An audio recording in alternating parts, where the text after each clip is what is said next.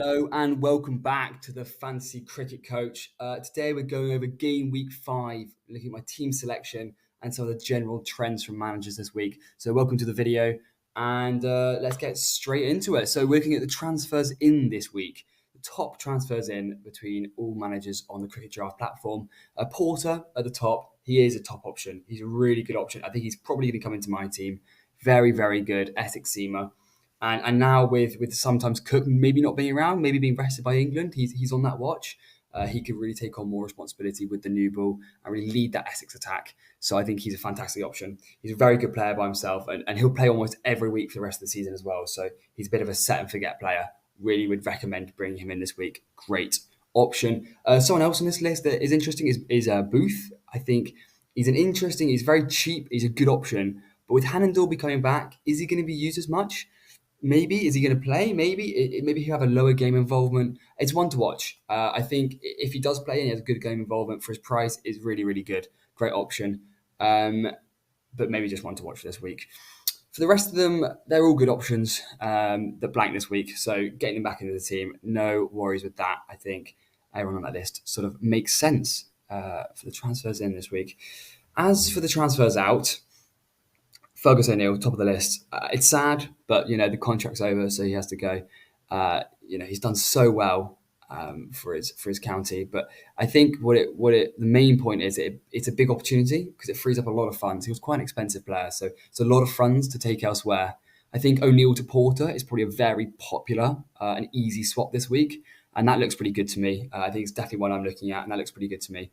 But Fergus O'Neill allows you to have another bowler space with a lot of money. So wherever you go with that could be interesting. But Fergus O'Neill on the way out of the team. The other four are all blankers, so pretty sensible. They don't have a game this week. A lot of them expensive players, so pretty good jump off time now. Pretty good sell point if you don't want them in your team. One thing is I'd be careful about John Simpson. He's in good form, and if you can bench him for just 1 week, if your team allows an extra bench option, and you can just put Simpson on the bench for this week and still have 11 playing players, then you might want him back next week. I think just because he doesn't play doesn't mean he has to go. It doesn't mean you have to force him out of his team. But I think the other three are a little bit more understandable. With John Simpson's in good form. He's doing really well this season so far. So are you going to want him on the other side of this blank? Probably. So if you can keep him, is there a way to go around that? Or if you have to sell him to get 11 players, you have to sell him to get 11 players, obviously. But if you can try to keep him on the bench for a week, that'd be great, I think. So as for me, this is what my current team looks like. So I have 5 players blanking, and I've got Sutton on the bench as well. So I'm going to need to make a couple of transfers to make a full 11. I also think this is a good opportunity to look ahead to Game Week 6 and sort of bring in players who play for both weeks. So bring in players who blanked last week. So in Game Week 4, I think those are the kind of people you want to be targeting as they could be playing, for the rest of the season. So my initial transfer thoughts for this week are, first of all, we've got Higgins to Dawson. Higo blanks next week, and so it's either now or then to sell him, and he's not quite racking up the amount of points he has done in previous seasons. He's averaging 24 with the bat and 37 with the ball, and it's not really worth it for 8.4 million, I don't think. It's not really what we're used to with him either, so I think it could be a good sideways move to Dawson, as I kind of want him now. He's so highly owned, so maybe it's a little of a defensive transfer, really, to try and not miss out on those points that he might get. But as I said yesterday, he could go above 200 in any game week. He's a class player, and I think that is quite a simple, easy swap, allowing the funds for Dawson because he's so expensive. So maybe I'll go there. Another one is Cam Green to Luke Proctor. I mentioned it briefly yesterday, but Green's not been bowling for Gloucestershire, and that's not good. He got a century in his first game, yes, but all-rounder spots are so valuable. You can't really have someone only do one discipline in the spot. That's not really what I'm looking for from all-rounders. So Proctor has started the season very well, and he's almost the opposite to Green. He's opening the batting, he's opening the bowling for Northants, and his game involvement is so high.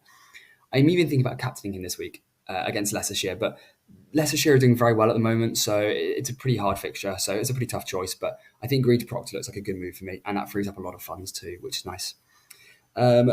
Finally, O'Neill to Porter. O'Neill out for the obvious reasons that we've been explained a few times. And Porter in, again, as discussed earlier, a really good option, popular this week, will pick up wickets for Essex, not just this week, but the rest of the season. I'm happy to bring him in and just sort of forget about him for the rest of the season as he ticks over and picks up points. super excited to see how Porter goes. So this would give me a team set up that looks like this, which I think looks pretty good. But the only downside you'll notice is I've got Sutton playing, and I think he's unlikely to play. He played in Gameweek 1, and I guess there's a chance he could phalanx. Um, and if he does, I think the team will definitely look like this.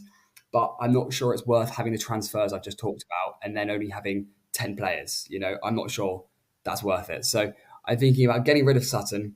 And then in that case, my moves would look like this. So I'm cancelling the Higgins Dawson move.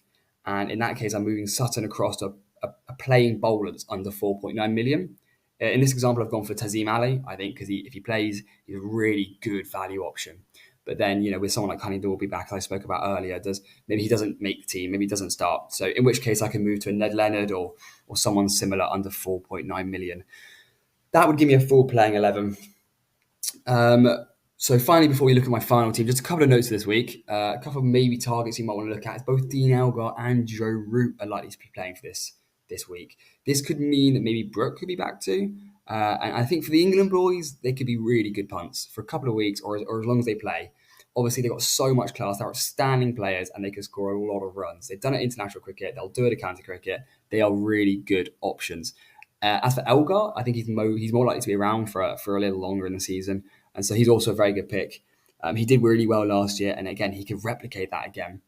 However, if you aren't thinking about moving to one of these guys, which, by the way, is not essential, if your team is looking good, you don't need to move to one of these England boys. There's every chance they play 1 week and then they don't play again, or they play 2 weeks but they don't go that well. So they're not essential in your team. But if you're not considering them, you also need to consider what it might do to starting 11s.